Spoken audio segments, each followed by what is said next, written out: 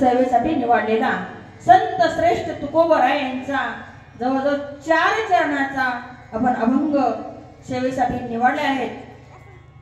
पांडुरंग करू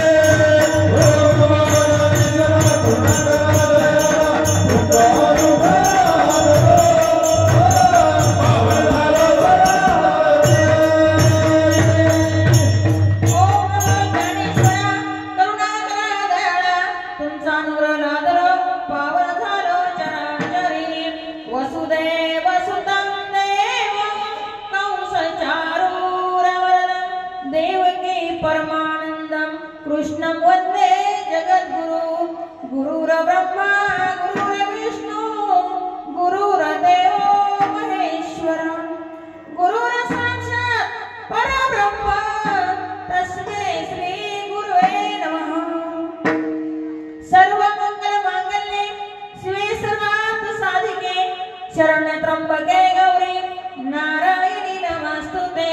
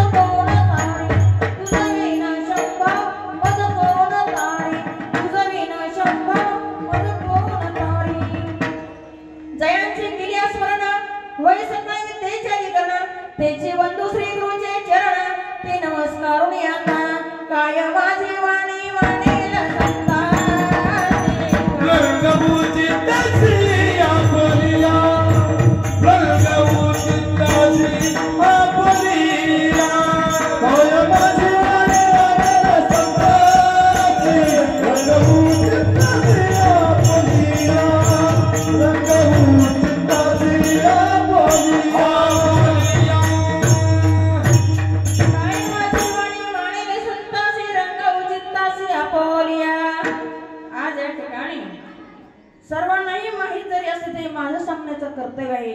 आज या ठिकाणी कैलासवासी गंभा मंदोदरी रामकिसन बोबडे यांचं प्रथम पुण्यस्मरण, त्यांचा परिवार श्री सुभाष रामकिसन बोबडे मुलगा, श्री अर्जुन रामकिसन बोबडे मुलगा, श्री दीपक रामकिसन बोबडे मुलगा, सौ इंदुमती पांडुरंग मुर्तडक मुलगी, श्री वीरेंद्र राधाकिसन बोबडे पुतणे, सुधा रामकिसन बोबडे मुलगा,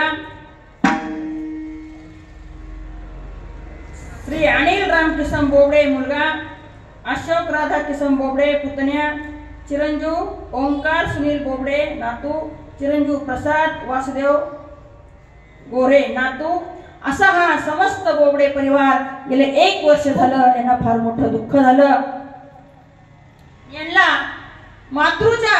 मातेच्या ऋणातून उत्तीर्ण होण्यासाठी आज यांनी हा काय केला, इथं विधी करायला ठरवला.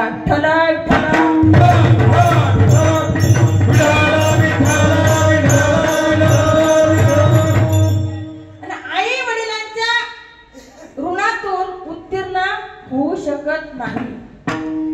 किती जरी प्रयत्न केले, फक्त हा विधी शास्त्रानुसार हा शास्त्रज्ञ मार्गाने करावा लागतो. नवे तुम्हा आम्हाला नाही, देवाला पण चुकला नाही. कारण जेव्हा प्रभू रामचंद्र वनवासात असताना त्यांना सुद्धा त्यांच्या वडिलांची श्राद्ध विधी करावं लागली. कुणाची? दशरथ राजाची. म्हणून हा विधी चुकवता येत नाही, आणि चुकवला तर गरुड पुराणात सुंदर व्याख्यान आलेलं आहे. तो विधी जर चुकवला तर आपल्याच कुटुंबाला, आपल्याच गोत्राला त्रास देतो कोण? ते पूर्वज. नाही जर विधी केला तर. म्हणून देवाला सुद्धा चुकला नाही. दशरथ राजाचा विधी करावा लागला. वनवासात असताना सुद्धा जेव्हा हा विधी करण्याचं ठरवलं, कसं तात्काळ पाहिजे, दान स्नान भक्ती भोजन सगळे वेळेत झालं पाहिजे. आणि तो विधी चुकला तर काय होते? पापाची हानी होते. म्हणून तो विधी न चुकवता केला पाहिजे. सीतामायाने सुद्धा ठरवलं की आपल्या सासऱ्याचं श्राद्ध केलं पाहिजे. म्हणून विचार केला, आणि वनात असताना तिथे काही सुविधा नव्हत्या. मग ठरवलं तर काय करायचं. मग प्रभू रामचंद्र लक्ष्मण भैया सामुग्री आणण्यासाठी फार दूर गेले. वेळ लागला फार. तिथं पितृगाय आहे, पितृगायीमध्ये ते श्राद्ध करावं लागतं वडिलांचं. आणि मग सीतामाया तिथेच थांबल्या. प्रभू रामचंद्र समीर आणायला गेले, आणि गेल्यानंतर फार उशीर लागला. तात्काळ तिथं दशरथ राजा आले, आणि वेळ झाली होती तेव्हा त्यांनी काय केलं, तात्काळ वरती हात केला. सीतामायामध्ये सामर्थ्य होतं. तिने तात्काळ त्या नदीमधून वाळू घेतली, आणि त्या वाळूचे 3 पिंड तयार केले, आणि दशरथ राजाच्या हातावरती ठेवल्यानंतर दशरथ राजा निघून गेले. नंतर प्रभू रामचंद्र लक्ष्मण भैया आले, म्हणू लागले की आपल्याला आता श्राद्ध विधी करायचं आहे, तात्काळ तयारी करा. मग सीतामायाने सांगितलं, तुमचे पिताश्री पिंड घेऊन गेले. मग त्याला साक्ष कोण म्हणे? सीतामाया म्हणे, मी साक्ष देते ना म्हणे. मग सांग. मग प्रथम ब्राह्मण काकाला विचारा म्हणे, पिंडदान केले का नाही. दुसरं कावळ्याला विचारा म्हणे, पिंड केलं का नाही. तिसरं गाईला विचारा म्हणे. चौथं गंगा मैयाला विचारा म्हणे. आणि 5वं वटवृक्षाला विचारा म्हणे. मग प्रभू रामचंद्राने विचारायला सुरुवात केली. प्रथम काकाला विचारलं, ब्राह्मण काकाला, काका श्राद्ध केलं का म्हणे.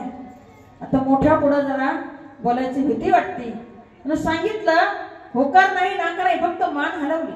तथास्तु. दुसरा कावळ्याने विचारलं, कावळ्याने सुद्धा मान हलवली. तथास्तु. तिसरा गाईला पण विचारलं, गाईने पण मान हलवली. तथास्तु.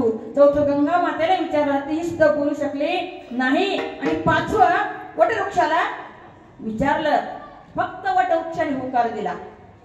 सीतामाईने ठरवलं, आता कुणाला चांगला आशीर्वाद द्यायचा, कुणाला वाईट आशीर्वाद द्यायचा. ब्राह्मण काकाला म्हणे, काका तुमच्या हाताने विधी केला पूर्ण, तरी तुम्ही नाही म्हटले. चला ठीक आहे, तुम्ही कितीही भिक्षुकी गोळा केली, पण तुम्ही कधीच समाधानी होणार नाही. कोण म्हटलं? सीतामाया म्हटली. कुणाला? ब्राह्मण काकाला. दुसऱ्या कावळ्याने विचारलं, कावळे दादा तुला जरी सगळ्या जगात मान असेल पण तू कायमस्वरूपी एका डोळ्याने आंधळा होशील म्हणे. आजही कावळा सरळ चालत दिसते का? कसं चालतो? तिरका तिरका. नंतर शोध घ्या त्याचा. तिसरं गाईला विचारलं, गोमाता तुझ्यामध्ये जरी 33 कोटी देव असेल तर पण तू मुखाने नको ते भक्षण करशील. आता नाही, आता मुक्त ओठ आहे. तिथं गाईला पळतात नाही. पण जी गावरान गाय आहे ना, पूर्वी असायचे बघा, त्या गाई रोडने चालले की नको ते विष्ठा भक्षण करायचे. शेवटी गंगाबाईला सांगितलं, मैया तू सुद्धा माझी साक्ष दिली नाही. तू कितीही नदीचे पाण्याचे जर पूर आले तर कधी भरभरून आजही तुम्ही पितृगाईला जा, तिथेही सुद्धा पाणी वाहत नाहीये. जिरा जर केला, खोदला असा उकरला तर बारीक जंतू निघतात. ती मैयाला शाप दिला आणि 5वं वटवृक्षाने साक्ष दिली, जा म्हणे तू वर्षानुवर्ष तुझी ज्या सवस्ती स्त्री आहे त्या तुला काय अखंड पती मिळावा हेच मागणं मागती. विठ्ठला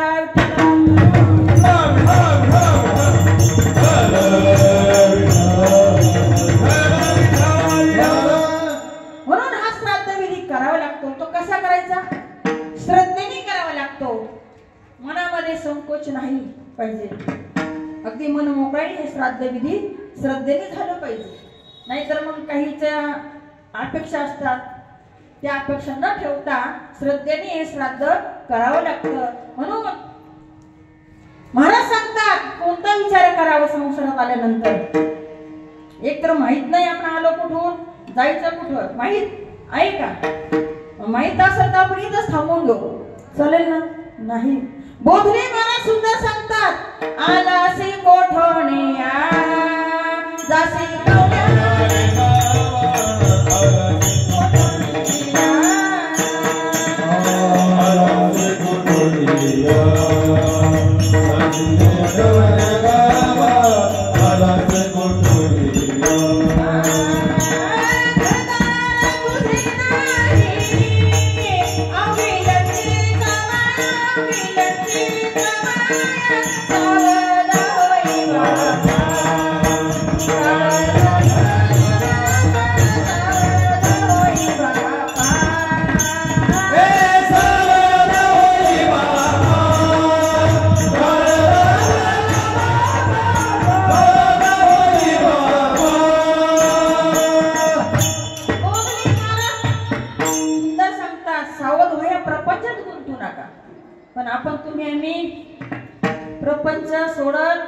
नाही, सुटत नाही. मग आपण प्रपंचाच्या पाठीमागे धाव घेतो का?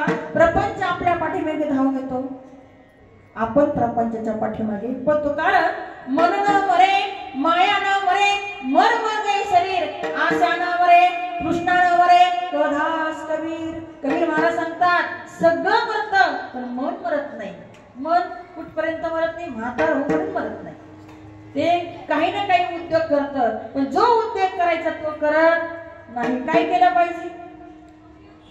भगवत प्राप्ती केली पाहिजे का नाही? आता सोडून द्यावं का नाही? आयुष्य भविष्य तुमच्या आमच्या हातात नाहीये. मग किती आयुष्य आपल्याला? अल्प आयुष्य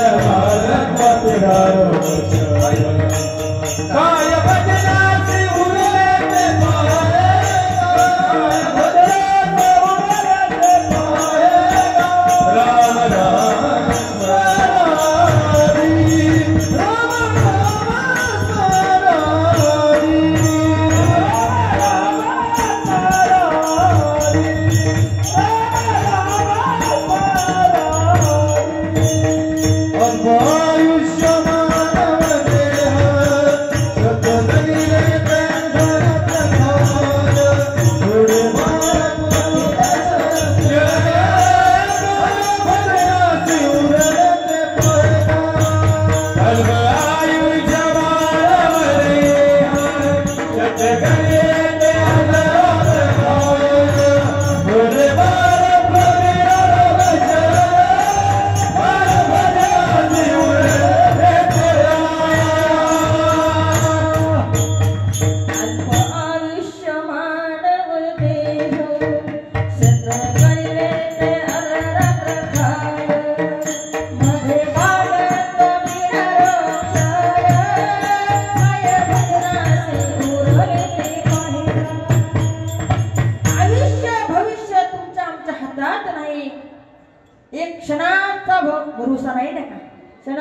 नाही भरोसा वारे सावध सोडा मायाचा काही नसले गळा पडेल फासा पुढे हुशार थोरा आहे वळसागा.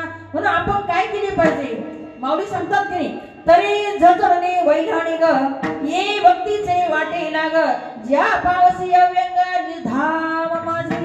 हा संसार ते सागर जर तरून जायचा असेल तर आपल्याला तुरी भक्तीच केली पाहिजे. आणि भक्ती विना मुक्ती बळे विना शक्ती बोलू नाही. भक्ती असेल तरच मुक्ती मिळेल नाहीतर असा संसार किती बिगाडा हाकला मुक्ती मोक्ष नाही बाबा.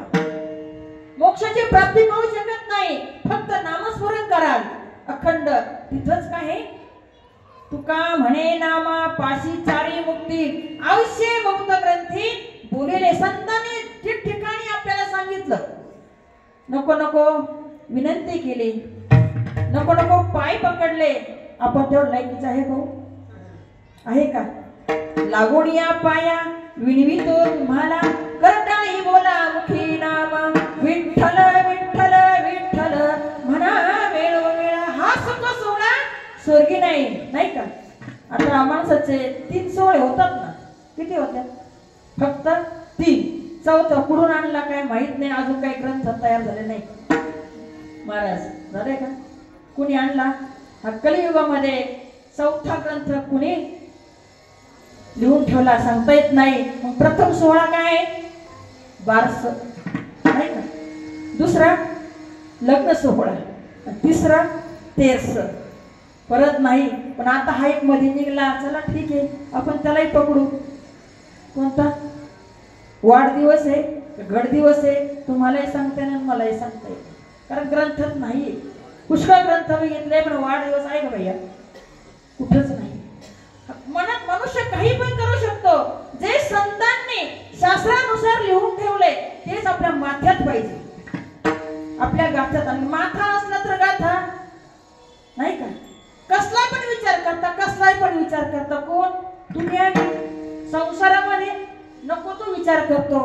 एक म्हातारी आजी होती आता वय झालं पार खोबऱ्याच्या वाट्या झाल्या 32 उलटून गेली चष्मे गेले काही दिसन असं काहीच झालं बघा. तरी म्हातारीला वाटलं मी पहिल्यासारखी पाहिजे. कशी जेव्हा लग्न सोहळ्या लग्नात होते ना मी तशी किती 18 वर्षाची धरू आपण. पहिलं 18 वर्षाचं वय नव्हतं किती होतं 5-7 वर्षाची मुलगी नवरी व्हायची. नवरदेव साधारण 9-10 वर्षाचा व्हायचा. पण आता काय सांगू नवरदेवाचं वय आणि नवरीचं पण वय सांगता येईल का. 40 वर्ष कुठं वय मुलांचं मुलीचं कुठं 30-35. केव्हा तुमचा संसार व्हायचा आणि संसारातून तुम्ही केव्हा मुक्त होणार आणि केव्हा भगवत भक्ती प्राप्ती करणार. आजीला वाटलं मी अखंड अशीच राहिली पाहिजे. मग आजीचा असा मेकअप चालायचा. अरे नाही बाबा एकदा हा वाढदिवस नाही हा घट दिवस एक दिवस आपल्या आयुष्यातून निघत चालला आहे. आजीला वाटलं नाही आता मी तशीच पाहिजे. म्हणे माता काय करावं आजीचा पारा जवळ 100 वर्षाची आजी झाली. पण आजीला वाटलं मी तारुण्यच पाहिजे. मग काय त्या आरशामध्ये बघायची रोज ती कोण आजीबाई एवढी रोज बघायची. पण तिला तो चेहरा कसा वाटायचा पूर्वीसारखं वाटतच नव्हता. ती काय ना आरसा खराब झाला. मग चला म्हणे कुठेतरी आपण एखाद्या परदेशात जाऊ आणि सुंदर आरसा आणू म्हणे. कारण ती करोडपतीची मालकीन होती. किती पैसा लागला पण आरसा चांगला पूर्वीचा माझा चेहरा दिसतोय असाच घ्यायचा म्हणे. ठीक आहे नवीन सगळं महाराष्ट्र फिरली भैया पण आरसा तसा चेहरा दाखवना. ती म्हणे नवे कुठेतरी आपण तीर्थयात्रेला जाऊ म्हणे. कुठे गेली पंढरपूरला. पण काय बघितलं तिने फक्त आरसा. एवढ्या मोठमोठ्या आरशाच्या दुकानात प्रत्येक ठिकाणी ती आरसा शोधायची बघायची चेहरा पूर्वीसारखा दिसत नाहीये. मग काय करायचं त्या दुकानदाराला म्हणायची पाहिजे तेवढी किंमत आरशाची घे पण माझा चेहरा पूर्वी होता तसा दिसला पाहिजे म्हणे. मग शेवटी 4-10 दुकानं लोक सांगून कंटाळले. मग एक होता असा थोडसा कृष्णा महाराजांसारखं म्हणे बाई आजीबाई अगं तू नवे सगळं विश्व जरी पायाखाली तुडवलं तरी तुला पूर्वीचा आरसा तसं भेटणार आरसा भेटेल पण तुझा जो पूर्वीचा चेहरा आहे तो भेटणार नाही. आता तू सावध हो आणि काय कर, काहीतरी भगवत भक्ती कर. झालंय तुझं आयुष्य संपलं, हा संसार मुलांच्या स्वाधीन कर. नाही सावध होत नाही ना, मग केव्हा व्हायचं सावध? 10 वर्षाचे बाळपण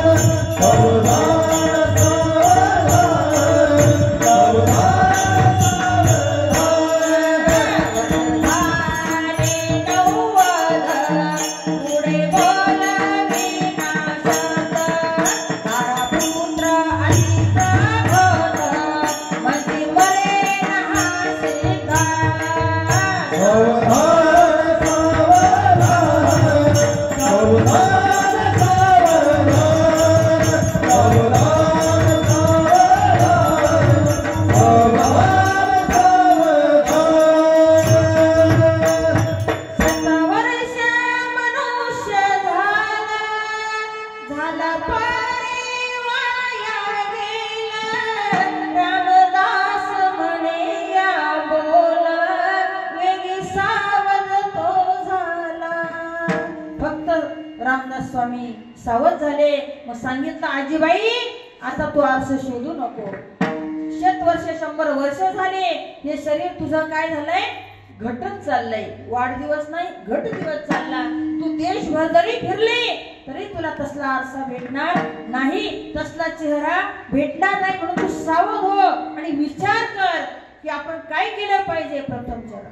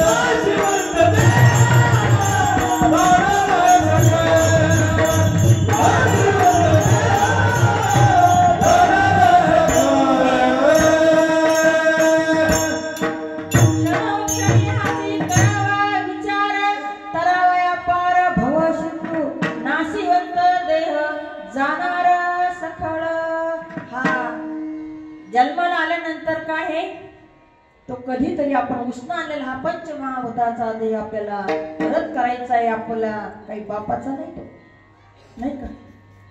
आपल्याला फुकट मिळाला. आपण विचार केला पाहिजे, सत्संगतीत गेलं पाहिजे आणि हरीची प्राप्ती करून घेतली पाहिजे. हरीची प्राप्ती कुठे भेटेल? कुठल्या बाजारात? राहत्याच्या, कोपरगावच्या, मग नाशिकच्या कुठल्याच बाजारात. संतांचा बाजार कुठं असतो? कुठं असतो? संत भार पंढरीता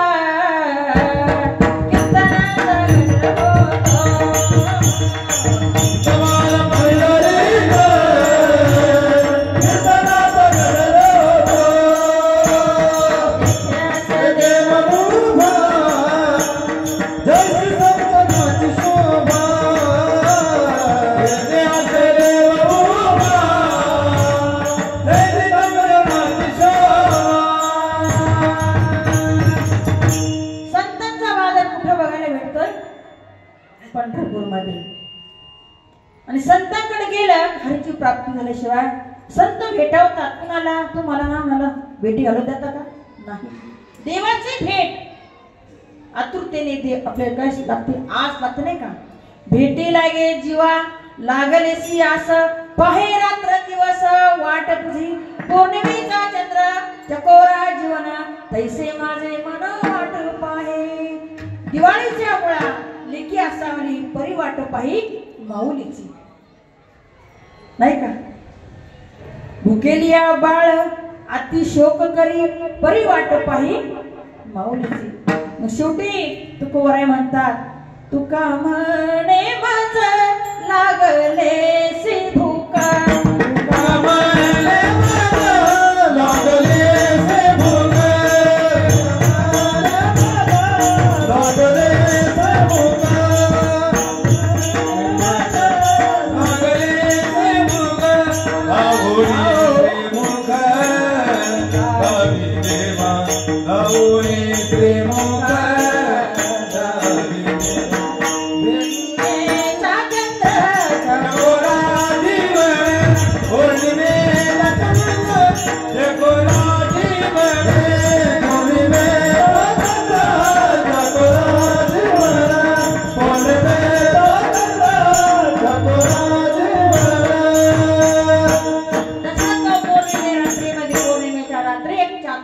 चातक पक्ष असतो तो रात्रंदिवस कशाची वाट बघतो? चांदण्याच नाही का. तसं हे मनाने आपली भगवंताची वाट पाहिली पाहिजे. हरी प्राप्तीसी उपाय धरावे संतांचे ती पाय त्यांनी साधती साधन तुटतील भवाचे बंधन. आपली काय कर्म असेल त्या कर्माची खंडन होईल हरीची प्राप्ती झाली तर. नाही तर मग ना आपलं कर्म काय असेल ते आपण येताना प्रारब्ध आणतो आणि जाताना आपल्याला कर्म न्यायचं असतं. मग कर्माचे गाठोडे किती बांधायचे? याचा लुबड त्याचा लुबड त्याचा लुबड असं करून बांधायचं का? नाही. होता होईल तेवढं भगवत प्राप्तीचं गाठोडे बांधायचं, शिदोरी बांधायची. ती कोणी सोडून घेतं का? जातो त्यावेळेस आपल्याला चतकुर भाकरी असती, आडातडा भात शिजवलेला असतो, तोही सोडून घेता. कमरेचा गुडावी तोडून घेता, काही सोबत देता का? पण हे ज्याने ज्याने हरिभक्ती केली तो कधीच सोडवी नया बाबा छोडिया, सोडवी नया बाबा छोडिया, सोडवी नया बाबा छोडिया, सोडवी नया बाबा छोडिया. ओ करारी भक्ती लोके येईल कामा, सोडवी नया बाबा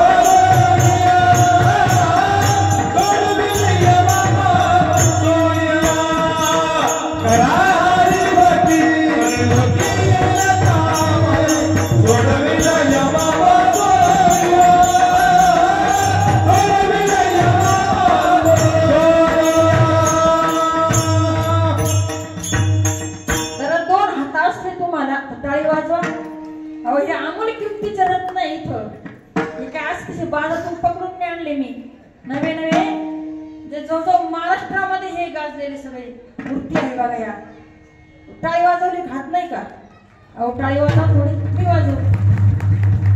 असे कलाकार पुन्हा भेटणार नाही, सारखं भेटत नाहीये. एवढे इतके अवघड आहे. बहु अवघड आहे संत भेटणे, बहु अवघड आहे संत भेटणे.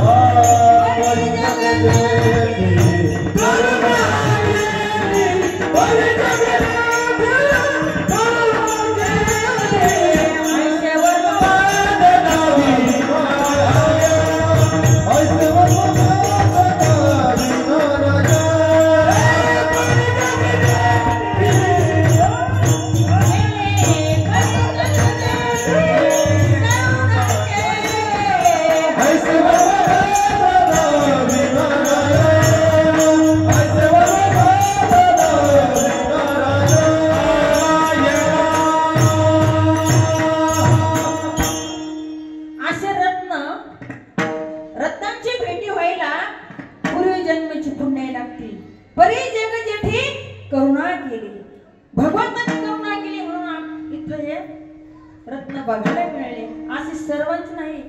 आता मी थोडक्यात दृष्टांत देते, चला जाऊ दे. बघा खरं मला प्रश्नाचं उत्तर द्यायचं, खोटं अजिबात द्यायचं नाही, लाजायचं अजिबात नाही, तुमच्यातलीच आहे. बघा आता जास्त ज्यांना पुत्र आहे ते रडता, ज्यांना नाही ते रडता. खरं बोलायचं आहे ते रडतात, ज्यांना नाही आमच्या सारख्याला काही घेणं नाही देणं नाही. ज्यांना आहे ते रडतात. मी सांगत नाही, सुंदर कथा भागवतामध्ये आलेली. आत्मदेव ब्राह्मण होता. आत्मदेव ब्राह्मण धुंदुली त्यांची पत्नी होती आणि इतका सुंदर ते थाटात करत होते संसार.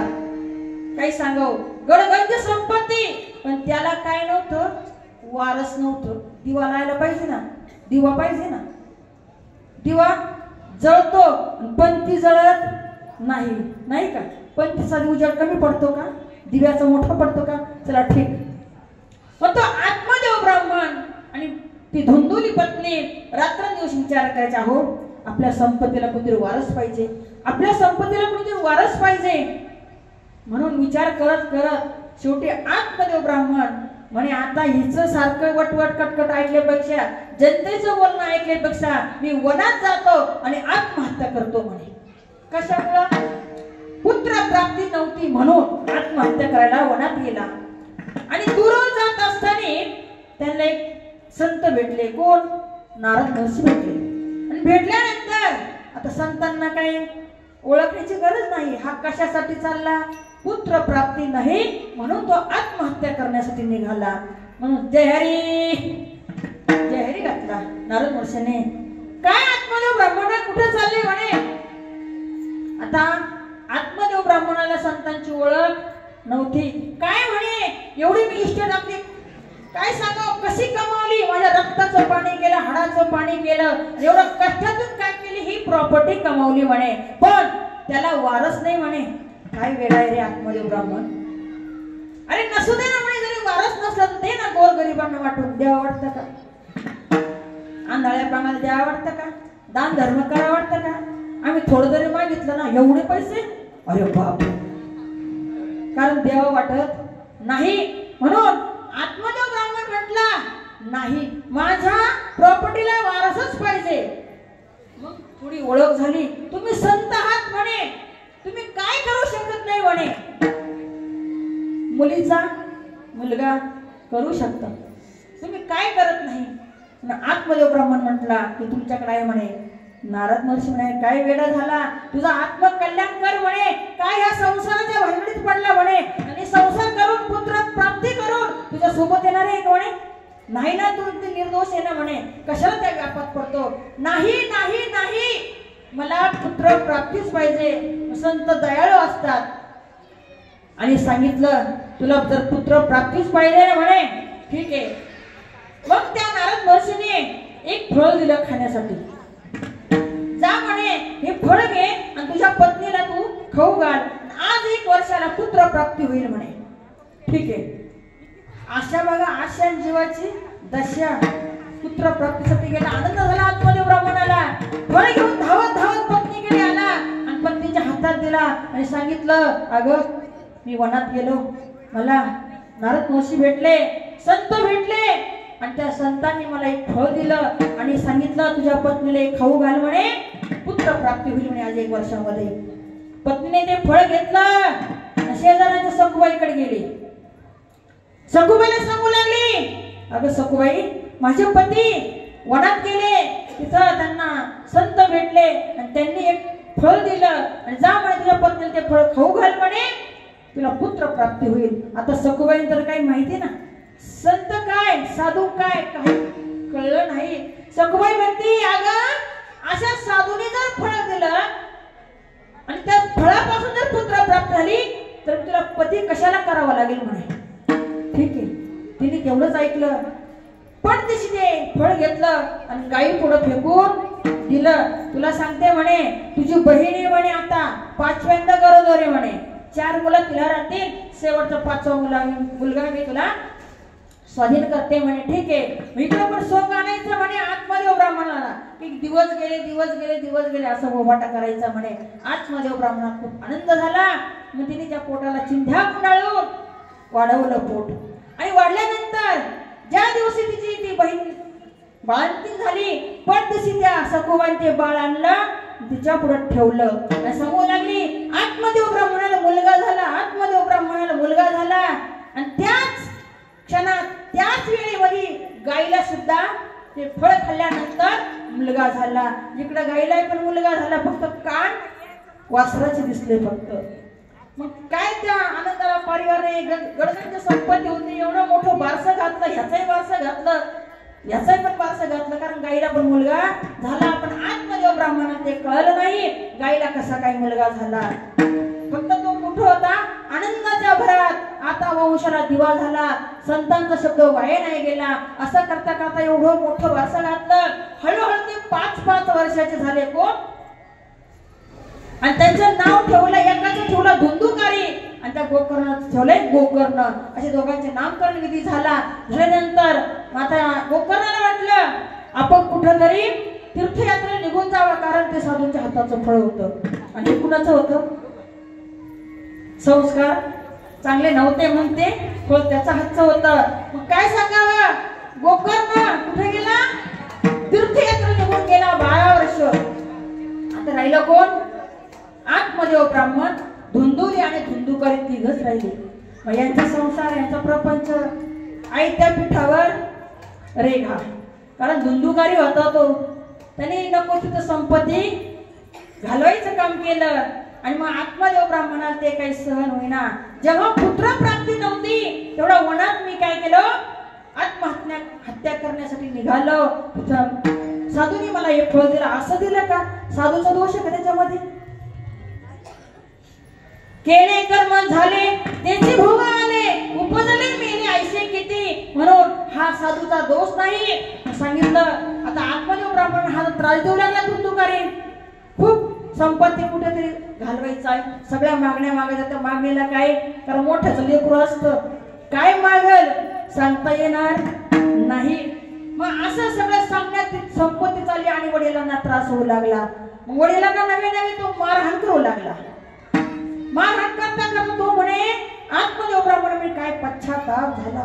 जेव्हा पुत्र प्राप्ती नव्हती तो वनात आत्महत्या करायला निघालो. आता आसून घात आणि नसून संताप, नाही का. म्हणून पुत्र प्राप्त झाली पण व्यवस्थित नाही निघाल. देवा नको, मेलं तरी चालेल. शेवटी पुत्र प्राप्ती असताना सुद्धा नको म्हणे. आता कुठे निघाला आत्मदेव ब्राह्मण, आत्महत्या करायलाच निघाला. आणि गेल्यानंतर त्याने आत्महत्याच केली. कुणी, आत्मदेव ब्राह्मणाने आत्महत्या करून ते निघून गेले. खाली कोण राहिला, धुंदुली आणि धुंदुकारी, दोघच आई आणि मुलगा राहिला. शेवटी तो धुंदुकारी आईला पण त्रास देऊ लागला, मारहाण करू लागला. नको नको तो त्रास देऊ लागला. शेवटी आईने सुद्धा त्रास झाला. आणि एक समोर एक विहीर होती, त्या विहिरीमध्ये तिने उडी टाकली, तीही निघून गेली. खाली फक्त धुंदुकारी राहिला. आता ह्या जगामध्ये भरपूर धुंदुकारी बरं. ह्या कलियुगामध्ये पुष्कळ धुंदुकारी जन्माला आलेले बाया नाही आले का. एखादा श्रावण जन्माला येतो, सगळे श्रावण जन्माला येत नाही. मग धुंदुकारी मग आपलीच मजा. मग त्याने काय केलं, 5-6 वेशा घरात आणल्या. कशासाठी, धनाची प्राप्ती वाटून द्यायची. मग जन हे दिल्या घेतल्या ते अवघे धन संपत्तीचे वेशा फक्त कशा होत्या, धन प्राप्ती करण्यासाठी होत्या. त्यांनी सगळं धन लुबाडलं, कोणाचा, धुंदुकारीचं. आणि ते धन संपून गेलं. आता काय राहिलं नाही. मग वेशा म्हणे त्याच्याजवळ राहायचंच कशाला म्हणे, सगळं संपलं म्हणे. मग आता काय करू म्हणे, आपण 5-6 जणी मिळून त्याला मारून टाकू म्हणे. निखारा म्हणजे मोठमोठ्या लाकडाचा आहार केला आणि त्याचे ढेपसे तयार केले. आणि ढेपसे त्या धुंदुकारीच्या मुखामध्ये घातले आणि त्या धुंदुकारीला मारून टाकलं. टाकल्यानंतर मग तो काय झाला, पिशाच म्हणजे भूत झाला. मग भूत कधी नाचतात भैया, 12च्या नंतर. भूत असं 10च्या आत नाही नाचत, 12च्या नंतर. मग इतका कीर्तनात येणारच नाही ते. म्हणून एवढे ते भूत नाचायला लागले. 11 विक्राळ तो त्याचा राडा चालू झाला. आणि इकडं गोकर्णाला वाटलं 12 वर्ष झाले म्हणे मी तीर्थयात्रा करतो. कुटुंबाची आस लागली, आईला भेटावं, बाबाला भेटावं, मला एक भाऊ पण आहे म्हणे, भावाला पण भेटावं आणि परत मी तीर्थयात्रेला निघून जाईल म्हणे. असा त्याने विचार केला. आणि तिथे आल्यानंतर बघा ओस नगरी पडली. ती ओस नगरी पडल्यानंतर त्याला आठवला हा वाडा आमचाच होता. कुणाला, गोकर्णाला वाटलं. पण गोकर्ण त्या अंगणातच येऊन झोपला. झोपल्यानंतर हे भूत 12 वाजता निघालं. कोण, धुंदुकारी. एवढा ओढू लागला गोकर्णाला झोप येईना. आवाज कशाचा येतो म्हणे, विचार केला. शेवटी गोकर्ण उठून बसल्यानंतर काय करावं, त्याला कुठे शोधावं. शक्ती होती नाही का, तप होतं तेवढं गोकर्णाचं. मग तो उठला आणि शोध घेऊ लागला. आणि ते फिरत होतं भूत. फिरता त्या भूताचा हात पकडला. हात पकडल्यानंतर कोण रे म्हणे तू, म्हणे मी धुंदुकारी. आता गोकर्णाला वाटत हा तर माझाच भाऊ आहे म्हणे. म्हणे बाबा कुठे, बाबा वनात गेले, आत्महत्या केली. आई कुठे, आईने पण एका विहिरीमध्ये उडी टाकली म्हणे. मग तुझा हे काय प्रकार झाला म्हणे.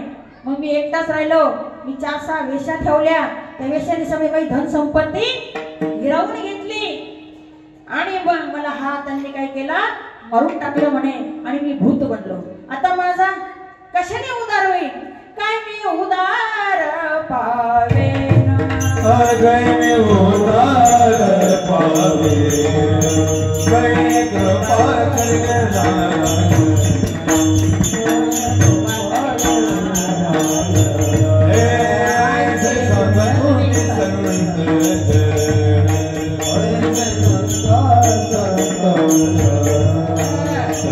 समाधान चित्त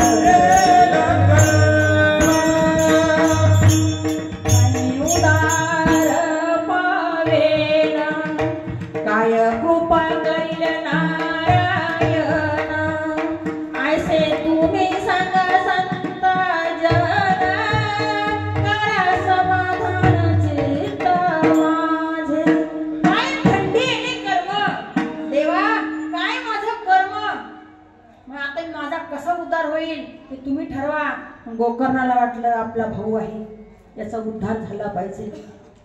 मग सांगितलं आता याला उद्धार कशाने होईल, कशाने होईल? डीजे आणायचं, एक त्याच्या पुढे नाचायचं, असंच ना, डीजे पुढं नाचायचं. मग ते गाण्याला काही माप नाही, तर नाचण्याला काही माप नाही, बाटल्याला काही माप नाही, नाही का? नाही. ठरवलं गोकर्णाने याला याचा जर उद्धार करायचा असेल तर याला भागवत कथा ऐकावं लागेल म्हणे. मग ठरवलं की आता याचा भागवत कथेशिवाय उद्धार होणार नाही. मग गोकर्ण ठरवलं, कथेचा उद्घाटन केलं, कथा मांडली आणि एक एक दिवस कथा वाचू लागला कोण? गोकर्ण. आणि हा भ्रमर झाला कोण? धुंदुकारी. भ्रमण झाला म्हणजे 7 वेळूची काठी 7 गाठीमध्ये त्याला फोडायच्या, त्या कोरून कोरून. मग 7 गाठीचा तो बांबू घेतला, बांबूला गाठ असते ना, मग वरच्यातून तो भ्रमर वरच्या गाठीपासून सुरुवात केली. पहिल्या त्या कांडीमध्ये येऊन बसला आणि कथा श्रवण केली. कुणाची?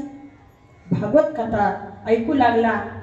पहिल्या दिवसाची कथा ऐकून ती गाठ फुटली, दुसऱ्या गाठीत तो उतरला, तीही फुटली, तिसऱ्या गाठीत उतरला, तीही फुटली, चौथ्या गाठीत येऊन उतरला, चौथी फुटली, पाचवी फुटली, 6वी फुटली. नवे 7 दिवसाची त्या गाठी होत्या.